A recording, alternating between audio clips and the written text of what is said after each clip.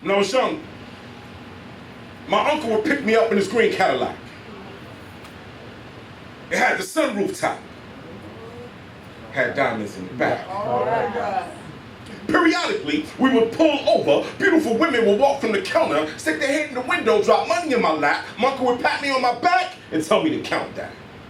We would repeat the procedure numerous times throughout the course of the night, and at the end of the journey, if the count was right, he would buy me ice cream, give me $5 and some free advice. Never run for buses or for women. There will always be another one in 15 minutes. Now, that's probably not the best advice to give a young man just starting out, because I have been late for work and for love more times than I can count. And truth be told, I never been pressed to keep a woman in my bed, because in the back of my head always rings what my uncle said. Never run, never work, never give your heart, never get hurt. Never say I love you unless she says it first, and even then, you pause for effect.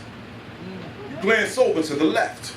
You make her wonder if you just saying it for the sake of repeating it. That way if the shit hits the fan, you can always say you didn't mean it. And don't trip, she talking about her ex-boyfriend is giving you the blueprint on how to pretend you better than him. It's all a game, nephew. And if you listen to what I'm saying, ain't nobody ever gonna be able to play it better than you. You keep her at arm's length. Only give her enough attention to pique her interest. Make sure she plays her position. And if you stay true to this, you can treat her like shit.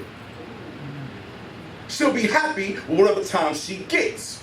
You could be in a strip club grinding up on some whore, text her 2 in the morning, I bet she cracked that door. Then you wax that floor. You give it a good buffing, then bounce like it ain't nothing. Leave her lying in a pool of her own sweat and regrets, then you on to the next. Now, what he didn't tell me is what it would feel like to be 30 plus and be void of a good woman's touch.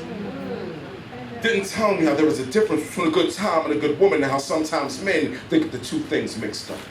Didn't tell me that a good woman only comes around once. So if you find her, you better run like Carl Lewis. You better work to keep her or die inside when you realize there is another man underneath her.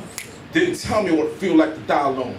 These are all lessons I had to learn on my own. Thank God I learned them before she came along. How miserable would I have been had I not been prepared when she walked into my life. I promised her 2 things. 1, to love her, and 2, to give my nephews better advice.